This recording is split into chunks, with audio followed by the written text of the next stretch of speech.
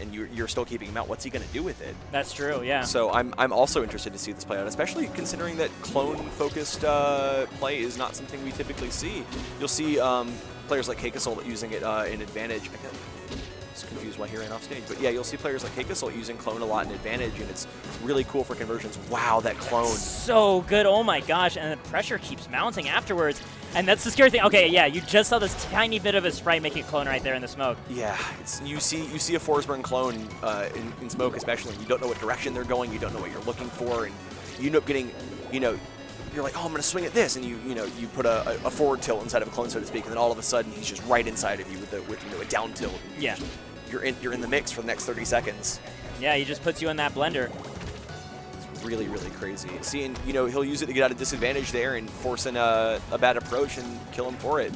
No, wow. He cloned in there? He had the time to clone? It's his favorite move. He loves that clone. That's so crazy. I mean, like you said, it's such a good tool because they have to respect it. They can't just let the clone exist because then it will explode right in their face, too, even if they know it's the clone. Yeah. Because I was knocked into losers by LegitCondition, and I, know firsthand how crazy it is. Because like you said, you don't want to let the clone exist because you're afraid of the threat of the clone. But you don't want to kill the clone because then you're afraid of the threat of getting hit by LegitCondition. Yeah. So you have to find a way to safely disengage it, or otherwise just keep on the move. He really ought to change his tag to catch 22 at this point. Good down smash though, just getting him back in disadvantage. Good reset from Tapscott. Good movement, and especially good. Recovery on that.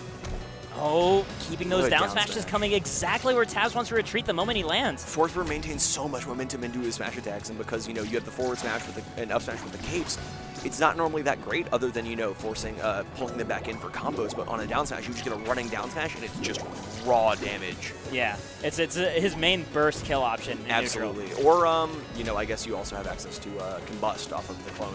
That's true. Or not off the clone rather, but off of the smoke charges. Yeah.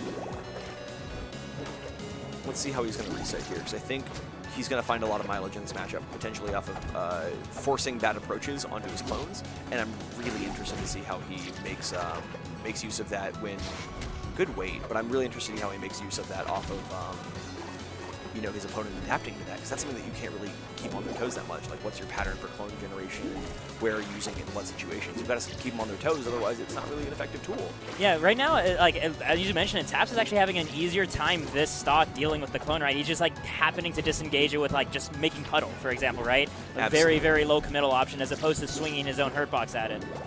Definitely. Cloned up and then immediately disengaged it.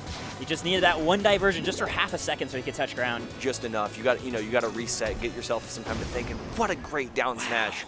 Fantastic. That was so cool because he backed off and saw where the puddle landed, and then just assessed Taps wants to get on this puddle because that's the easiest way for him to kill. If I run here first and throw out the down smash, I can cut him off and kill him. Definitely. God, such efficient Forsberg play. It's so crazy to see. And I want to draw some attention real quick to Tapscott's tag for Turk. Turk is a really old-school Rivals player and a good friend of mine. He one of the first Orcanes to do it. I think he was actually...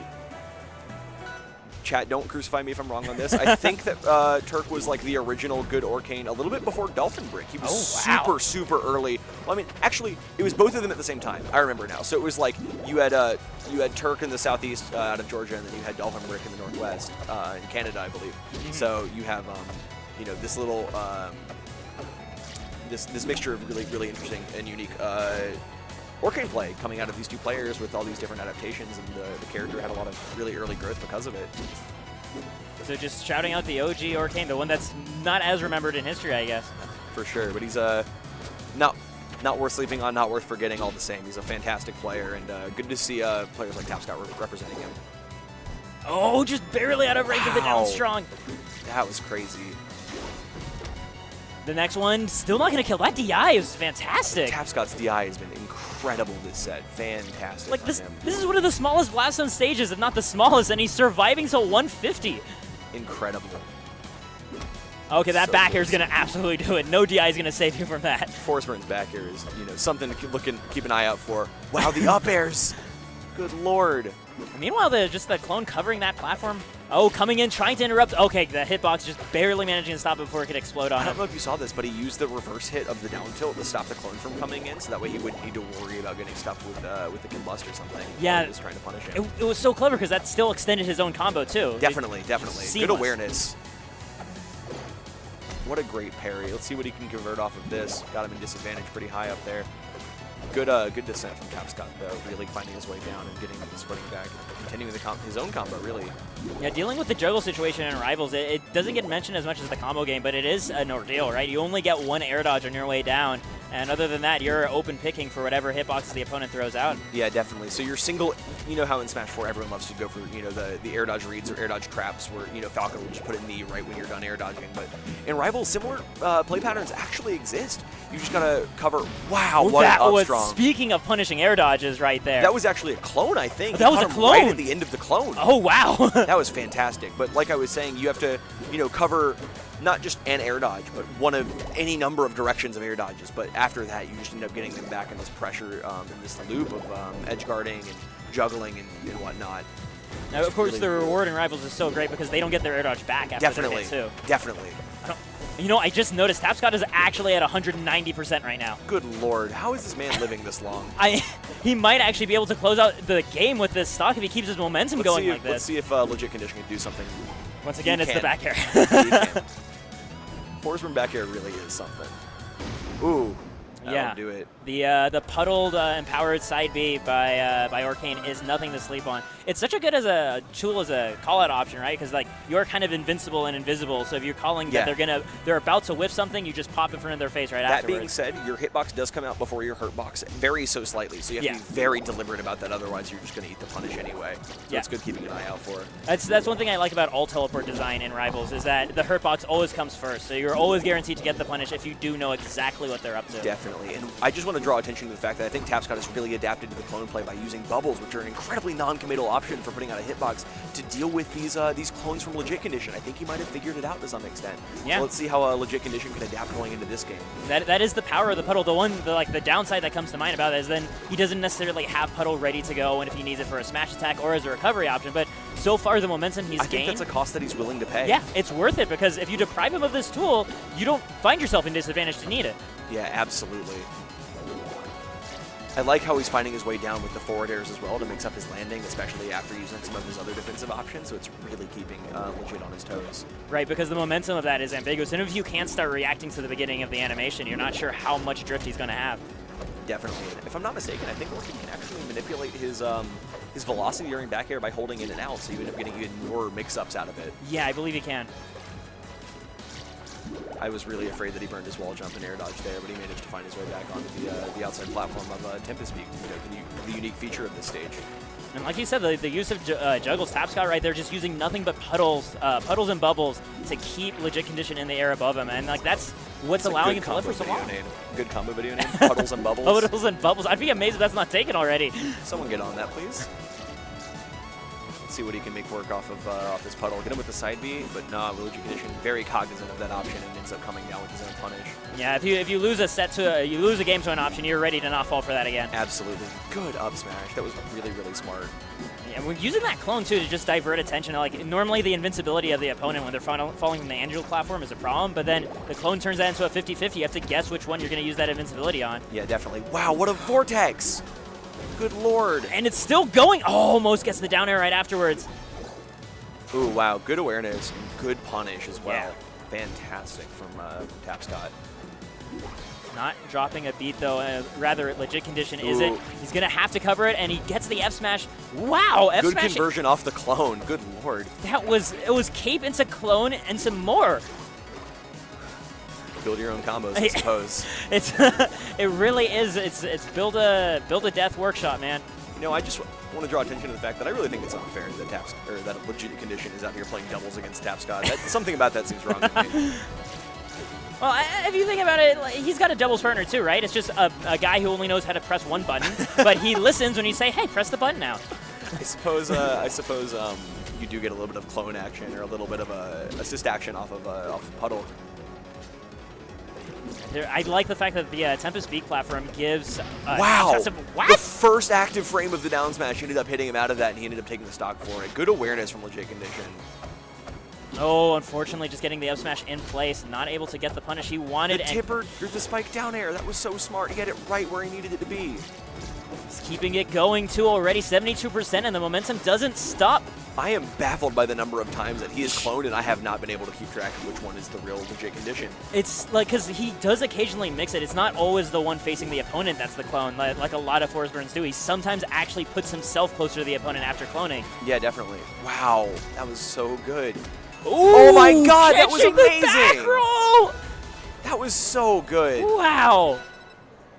I am so impressed right now. I love that I can sit down and watch players for the first time and still have my mind blown, no matter, like, you know. Absolutely. And I've never heard of LegitCondition before this event. And he's out here reinventing the way that I think about this character. It's phenomenal. Oh my god, and just right there being able to control that middle space to bait out the side B and then still punish it with your main character. Oh my goodness. That was such a good punish on that forward air as well, just keeping the clone there so he could convert off the combust. Yeah, it's like, compared to everyone else, he's actually using clone like 3 times as much as I see like other Forsburns use smoke. So a lot of Forsburns will use clone in a position where they can extend their advantage state, or they'll keep a Forsburn bouncing on and off the ledge so they can keep an active hitbox without committing, you know, themselves to risk being punished. LegitCondition likes using it in disadvantage to get down. He likes using it in his recovery game to mix up when he's coming in. He really likes using it during his combo game to extend things towards him, because they'll be, you know, their opponent will be between the clone and himself. Right. And he really, really likes using it to just force action. In That's something that he uses a lot of, where he'll put a clone there and expect you to hit it away like we were talking about earlier. Just wow. Oh, my God, and getting it! Oh my god. And just like that, 2 stocks back to back in less than a minute. That was fantastic. But he likes using it to force you to act, because if you don't act, you're going to get punished for it. And if you do act, you're going to get punished for it. So he ends up forcing these damned if you do, damned if you don't situations. The double jab, oh my lord. Yeah, that was just 3 jab ones in a row. I want to talk about how phenomenal that recovery was from Tapscott, from forcing him to be all over the right edge and then up being the puddle that he had probably forgotten about by that point. Yeah. Good awareness and good presence of mind. Yeah, you got to take advantage of the attention economy. Players can't remember everything at once, and if you put enough info in there, they'll forget something you set up in the very beginning. Absolutely. And that's something that you see a lot of these trap characters like Orcane get mileage out of, is making people forget about, you know, options that they have or setups that they've set up, you know, 10, 15 seconds ago by pressuring you and forcing you to be, you know, confused. Oh, just barely out of position to punish that up B. Tapscott. Yeah, he was a little bit too forward for that nair to connect. Unfortunate. Let's see if he can... Wow, that clone can bust. Oh, that was so nice. Using the puddle to take out the clone and then using it again as empowering the F smash. Yeah. Oh my god, I thought he was... Getting oh my the lord. double jump again. Taps actually taking that game just because he knew how LegitCondition was going to respond in disadvantage. Constantly catching those double jumps. I love how we have an aggressive Orcane versus a clone-heavy Forsburn. You were talking earlier about not knowing this matchup. I might have seen this matchup once or twice before myself, but never from these two styles of player. Yeah, yeah. So it's, you know, everything is fresh and everything is exciting watching these this set. Yeah, that's it's kind of fun that like we get to discover this matchup as they do. It's like these are our favorite tools. How do they work against each other? Absolutely. It's like watching a chess game. You see like a player, you know, it's just like, okay, I'm going to move my pawn here and then my rook there, and you end up getting in these positions where you're forcing checkmates and you're forcing, you know, actions that you might not have otherwise expected. And, you know, I assume he doesn't either. So you end up seeing them putting people in a corner, and then it's like, this is how I think you're going to act. This is how I think you're going to behave. And you end up getting a lot of really cool conditioning out of it. One might even call it a legit condition. No, one thing I am surprised, we are actually down to Game 5. This is the first time I've seen a set come this close. Absolutely. And we're actually having it on Error Monitor, which I'm pretty sure they played on earlier. So I'm actually surprised to see them opt to go back here again, I guess choosing not to DSR it. I think Tapscott won on the stage, and LegitCondition. Oh, that's unfortunate. No, not on Game 5. Oh. Good lord.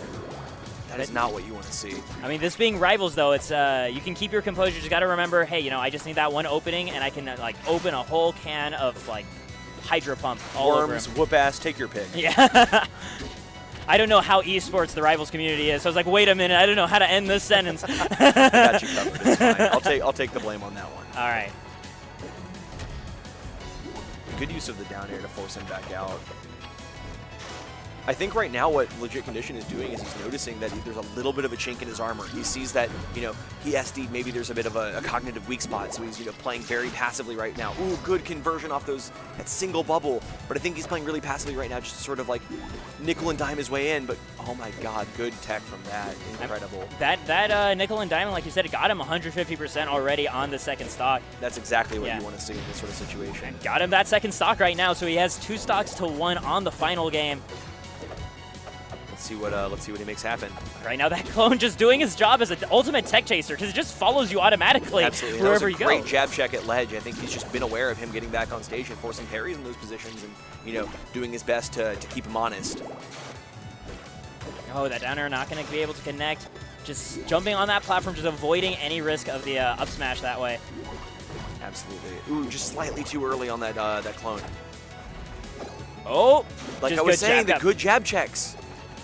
Oh, what was that? He baits out the parry, but then Tapscott unable to actually punish it afterwards. LegitCondition's advantage state really is something incredible. He ends up moving and acting in such interesting ways, and it's so exciting to watch. Let's see if we can make this back. Oh, that's barely not going to kill. Incredible DI. Oh my god. And meanwhile, though, Tapscott's no slouch either. He's actually putting out some pretty fierce frame traps with these dash attacks all over the place. But good stuff. Good stuff to LegitCondition.